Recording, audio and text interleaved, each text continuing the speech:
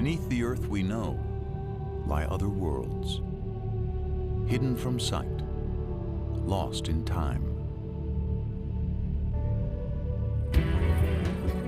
But sometimes we can glimpse a lost world through remnants of the past. We definitely got a skull. Lower right, what do you think? It's hard to say. Maybe This story begins with the discovery of unidentified bones. depositional environment. It's part of the Niobrara. A team of paleontologists will try to figure out whose bones they are and what world they came from. So we got a time frame. That's a start. They were discovered in Kansas, mostly farmland today. But once, Kansas lay beneath a vast sea.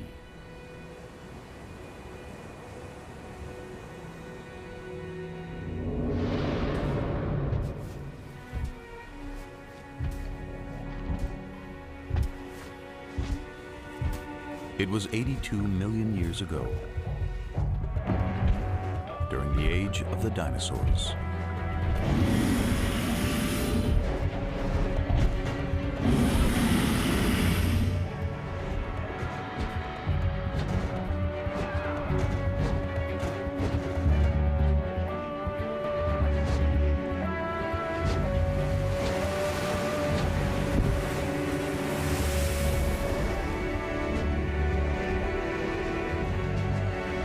But there was another world of giants on Earth. A submerged world, where enormous reptiles ruled seas filled with incredible creatures.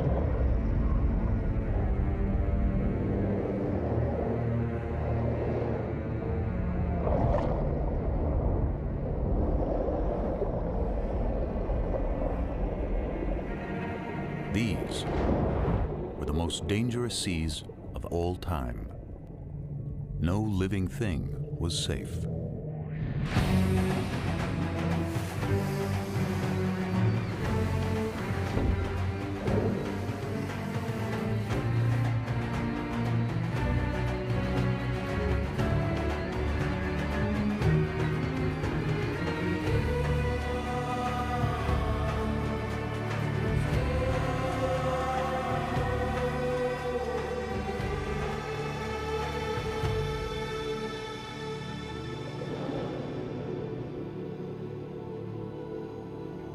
The great marine reptiles disappeared long ago, and time has buried their world.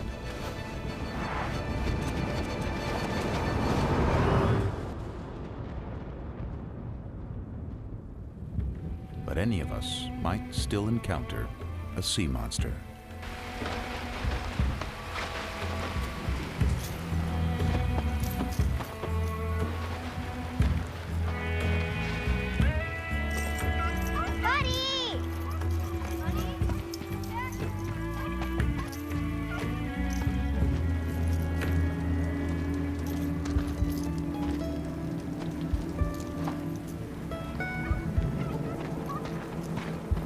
As if from nowhere, the distant past returns.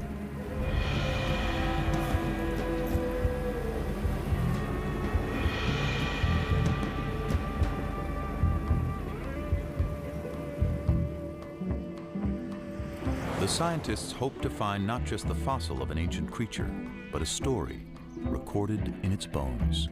Grab your tools.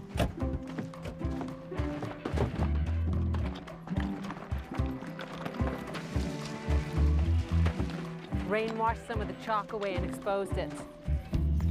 This is great. Okay. They recognize it as something special, Very long and narrow. a rare Dolichorhynchops, a dolly for short.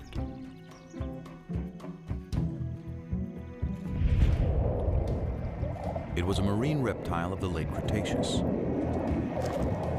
a little bigger than a dolphin, and a fast swimmer. To unravel any story the bones may tell, the investigators will draw on everything they know about marine reptiles. Yeah, it looks like a Hesperornis. Their fossils have been found around the world over decades.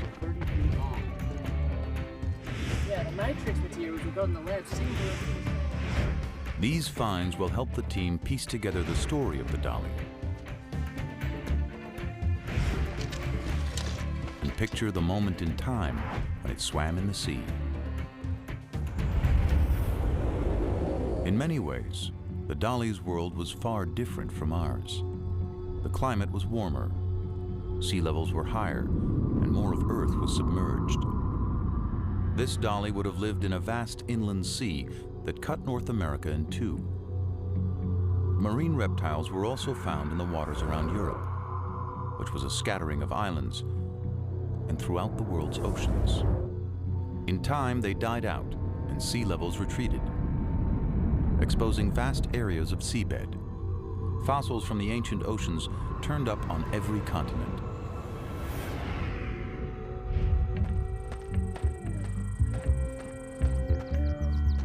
A discovery in the Australian outback offers clues to how the dolly's life may have begun. Seems to be laying out in a pretty consistent pattern. 95% of the fossils we're finding here are the bones of juveniles. So many small bones in one area suggest that marine reptiles gathered in protected shallows to give birth. And in North America, that's how the story of this dolly begins to unfold. Imagine that one of the creatures in the shallows is a pregnant Dolichorhynchops. She gives birth to a male, 18 inches long and colored like his mother.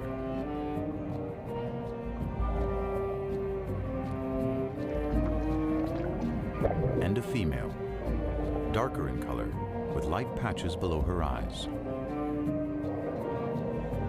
And it's her life we begin to follow. She and her brother are air breathers. Instinct tells them what they have to do in their first minute alive.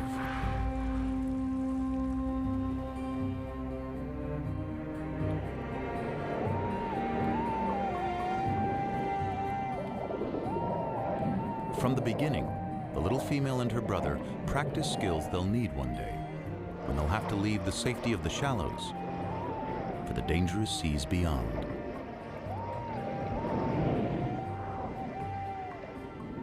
If she survives the perils to come, she'll return here one day and have young of her own. Already, she finds competition for food. There's the Hesperornis, a bird that can't fly and has a beak full of sharp teeth.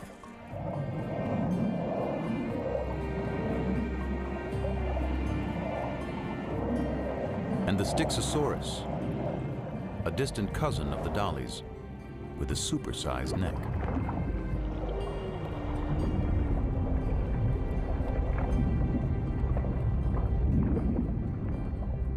An adult can reach 35 feet in length.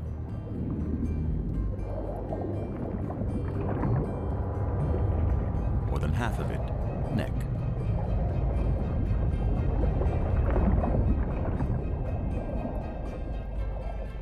Its shape makes it a slower swimmer, but it's great for catching fish.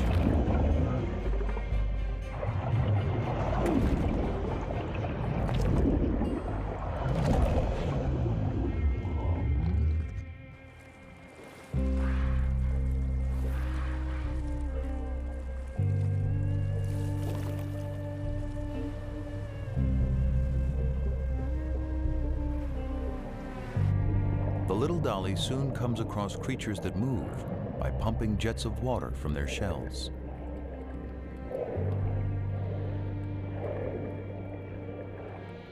They're called ammonites, and they thrive in the ancient sea.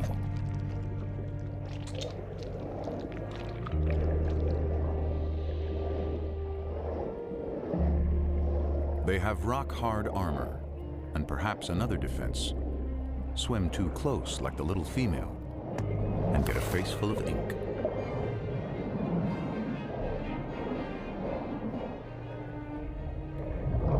But that doesn't stop a young platycarpus when it wants a snack. Ammonites were once abundant, and their fossils have been uncovered often, even by a road crew in Texas.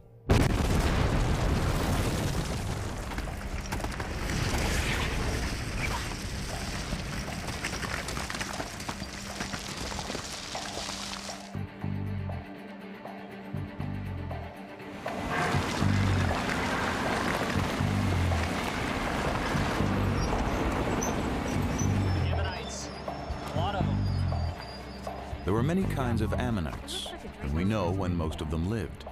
So their fossils are like markers in time. Identify an ammonite, and you can date other less common fossils nearby. That helps place dollies in the long history of marine reptiles. It began some 250 million years ago in the Triassic period, with land reptiles that moved into the sea. They developed webbed feet, then flippers. Some had elaborate armor. Into the Jurassic, they continued to evolve. To see at great depths, some had eyes the size of dinner plates. Top predators grew immense and powerful, reaching their peak in the Late Cretaceous, near the end of the dinosaur age. The very time when the Dolichorhynchops lived.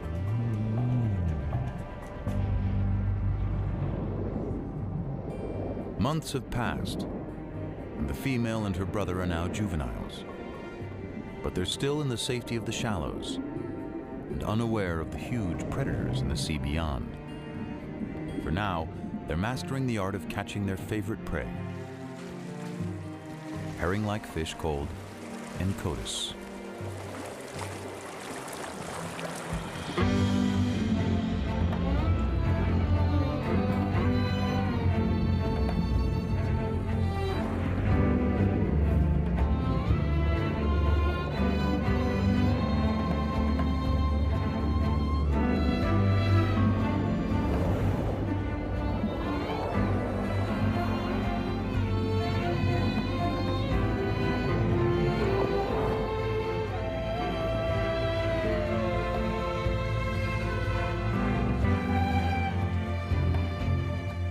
Then one day, everything changes for the dollies.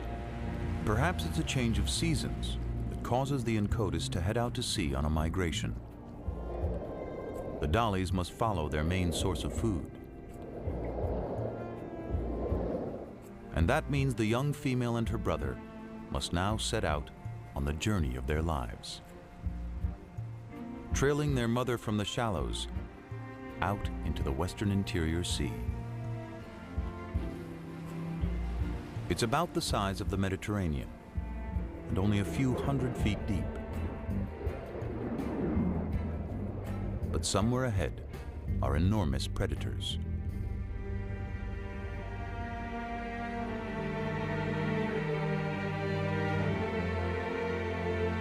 We know because where those predators once swam, the layered earth holds their remains as if a vast graveyard. Exposed to wind and rain, it gradually reveals what's within.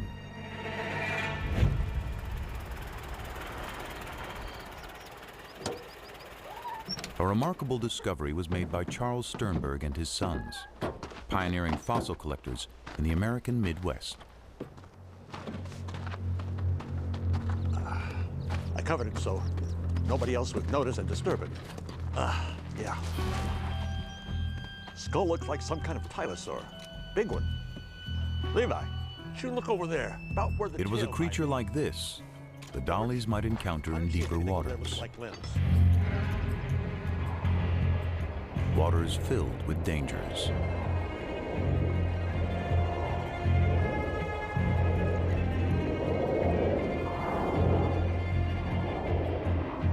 The Tusateuthis was a massive hunter, like the giant squid of today.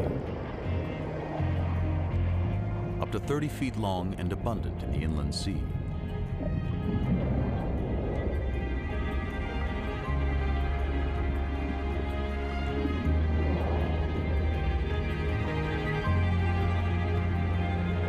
It was too big to be attacked by the Platycarpus, who settles for smaller prey.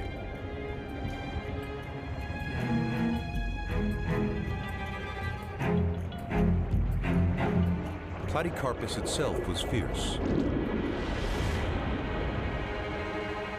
but not in the same league as its larger relative, the creature the Sternbergs had found.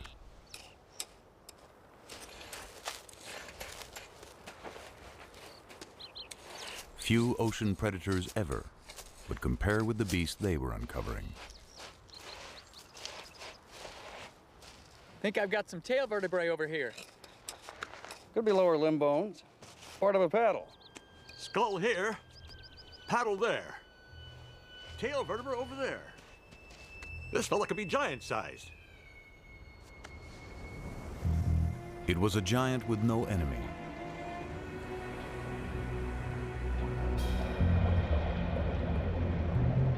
A great reptile called Tylosaurus. One of the largest and most ferocious creatures of any age.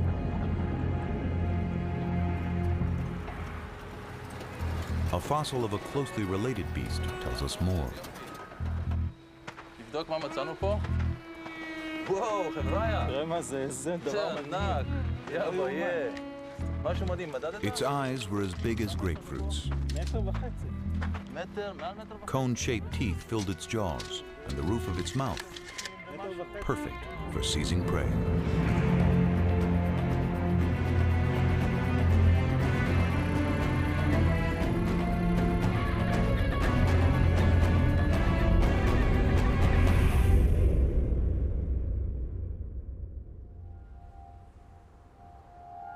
The Tylosaurs were out there, but there were other predators more easily spotted.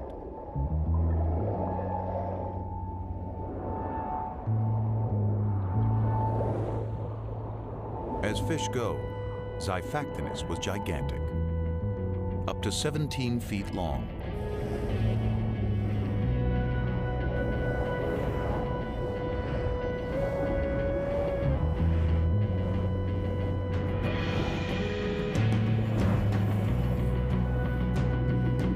More than twice the size of the little female dolly. It was a hunter that could kill quickly, and this day, one did.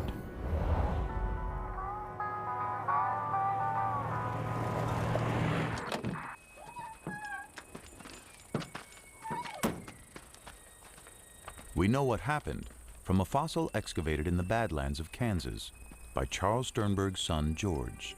Mr. Sternberg, I called from the newspaper. There's a lot of talk about what you found out here. Glad you could come. Thank you. Caught a pretty big fish here. What is it exactly? This is a 13-foot Xiphactinus, but there's more to it. As I went through digging out the fossil, I noticed something beneath the ribs. I found some vertebrae, kept on going. Turned out to be an entire animal inside.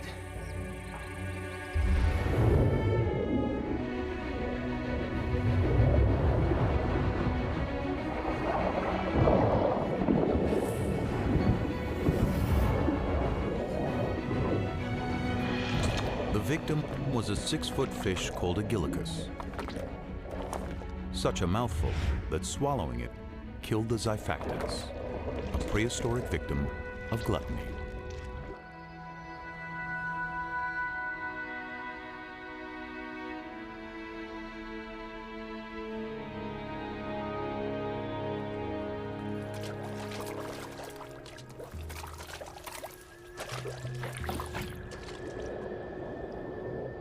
Weeks pass, and the dollies are now far from any shore, venturing into a sea turned magical by night.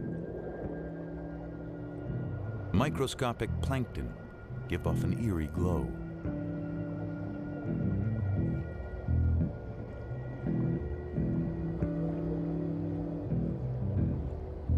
Under cover of darkness, the Encotus rest, not quite sleeping.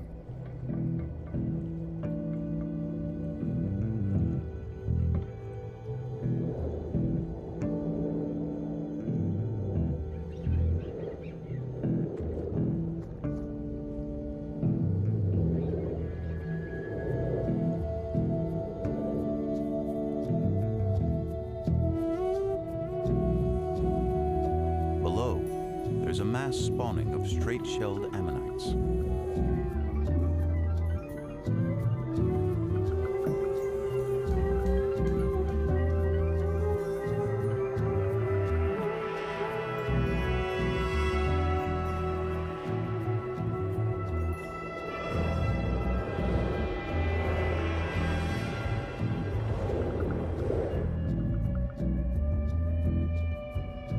The dollies keep their eyes trained for predators, and one is about to change their lives.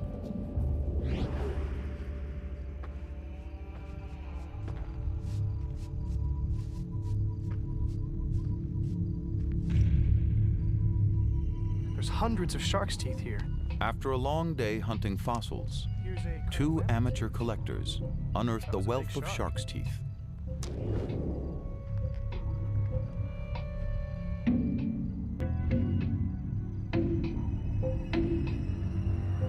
So many have been found around the world that it's clear sharks were thriving during the age of the sea monsters.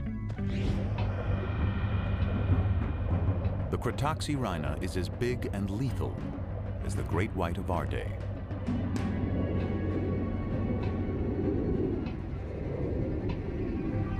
It slices its victims into bite-sized chunks using razor-sharp teeth.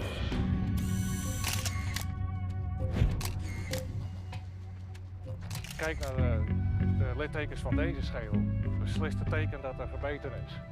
There is evidence from a Dutch quarry that ancient sharks fed on even the largest marine reptiles, leaving tooth marks on their bones.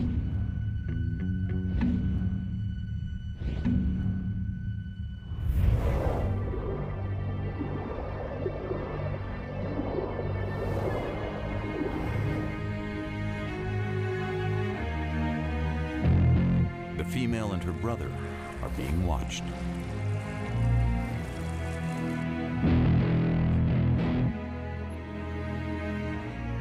But it's their mother who becomes the target.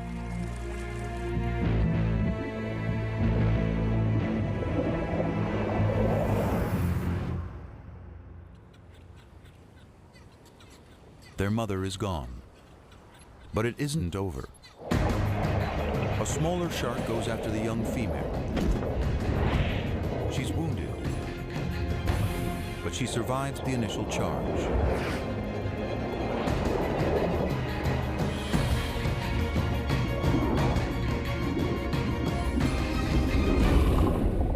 Perhaps the shark was not as lucky.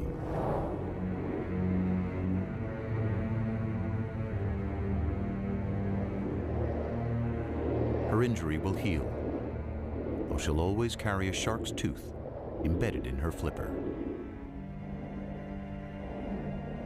The two youngsters must now continue on their own.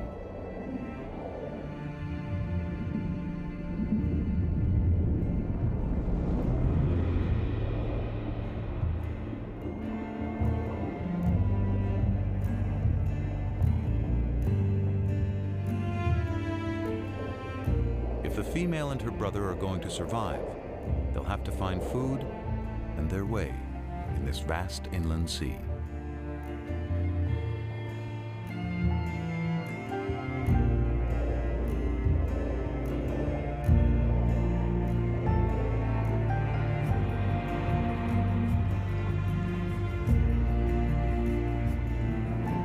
Finally, they see something familiar. A school of Encotus, trailed by other dollies.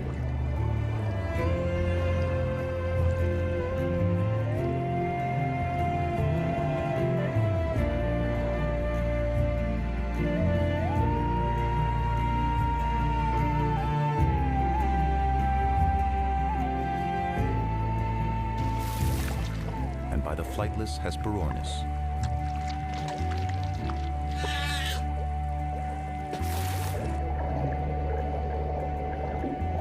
But nearly anything in the sea can be a meal for a tylosaur. This one died with a full stomach. Yeah, it looks like a Hesperornis. Big as a pelican. Maybe bigger. The stomach contents of a single tylosaur reveal its enormous appetite. So, this looks like the bone of a 3 to 5 foot long teleost fish. Got a bone here from a small mosasaur, probably the size of an alligator. And it seems like he swallowed a shark. Big eater, this guy.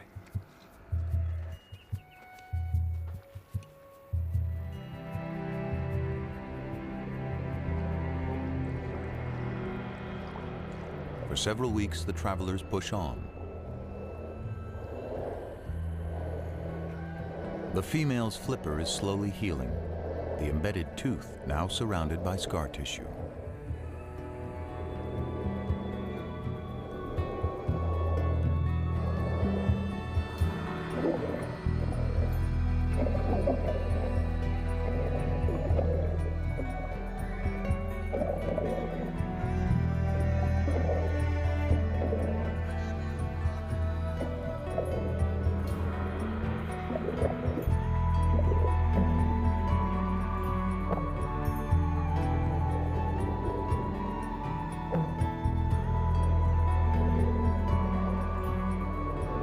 The young female is drawn away by a potential meal of squid.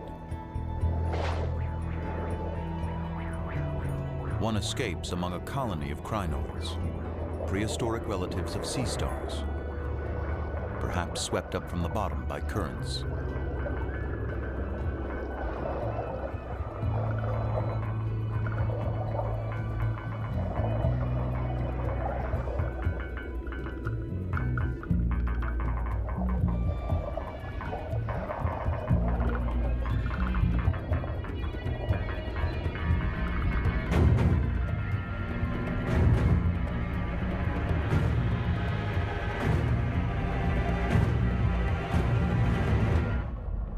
Female has put herself directly in the sights of a giant.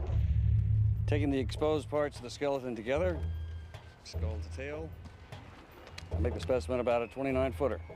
Yeah.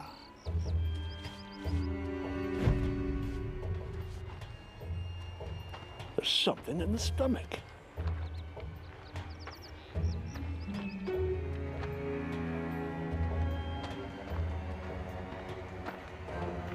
They had found the monster's last meal entombed within its ribs.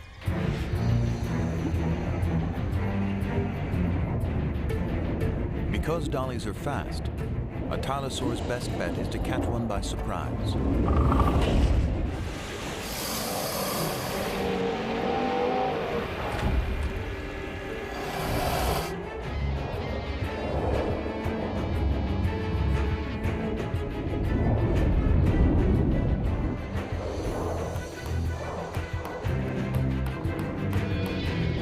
Escapes, but her brother doesn't see the danger coming.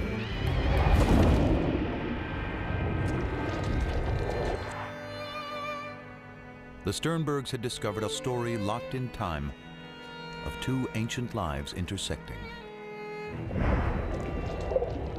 But why did the predator die so soon after eating the dolly? Tylosaurs were likely territorial and aggressive, even with each other.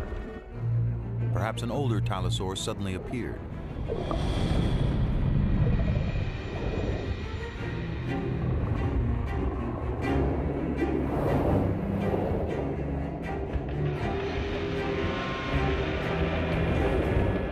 The younger tylosaur is threatened and tiring, slowed down by the large meal in his stomach.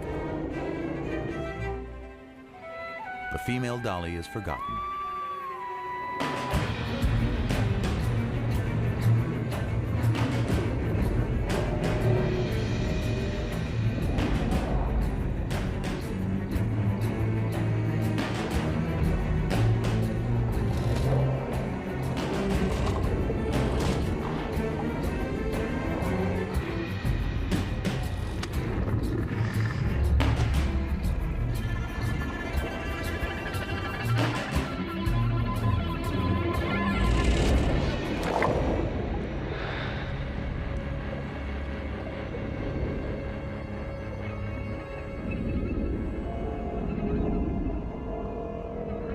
The younger tylosaur is mortally wounded.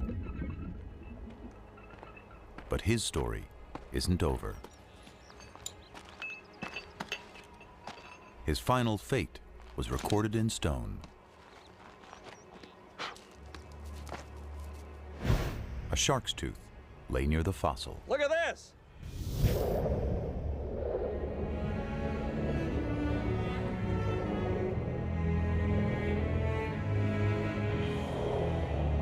The female moves on with the others. Soon, the scavenging will begin.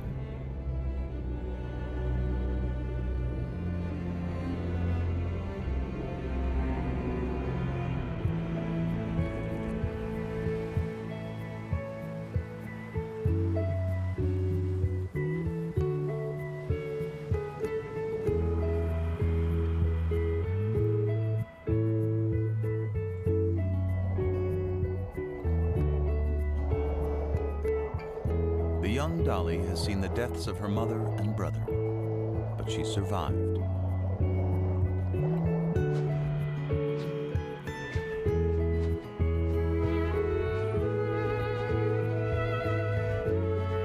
Each year, marine reptiles gather again in the birthing grounds of the shallows.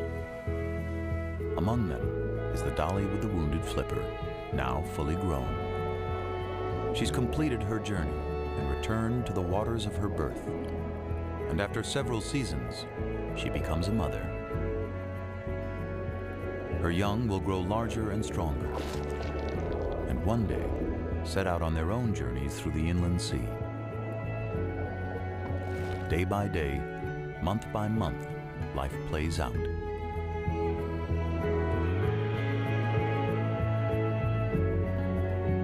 She sees several litters of her offspring mature and depart on lives of their own.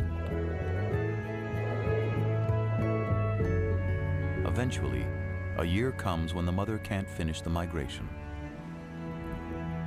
One quiet day, when old age has weakened her body, her life comes to a gentle end.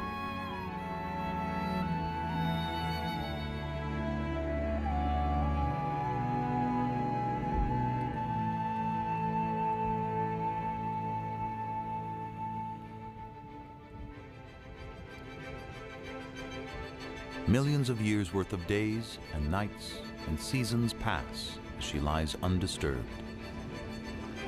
Sea levels rise and fall.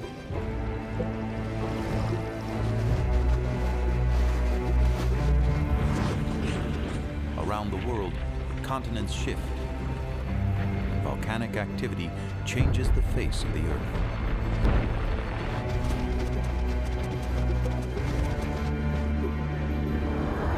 New species appear and old species vanish, including the last of the sea monsters.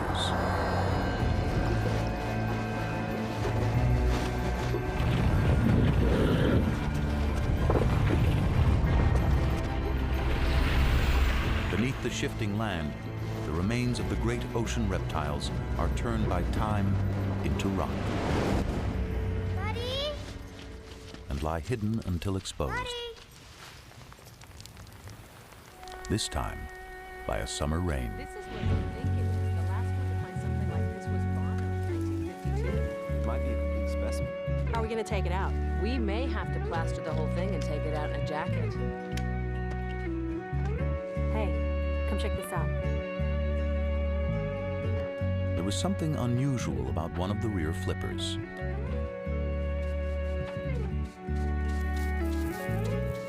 A shark's tooth embedded between the bones.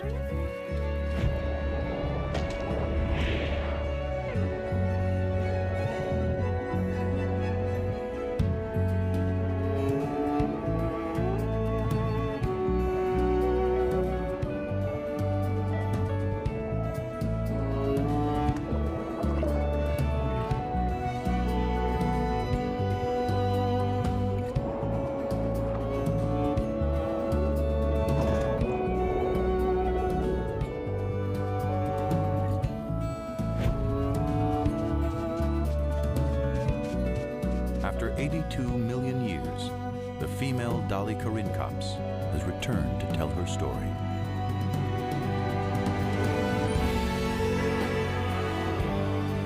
countless other creatures still buried within the layers of the earth, waiting for us to find them,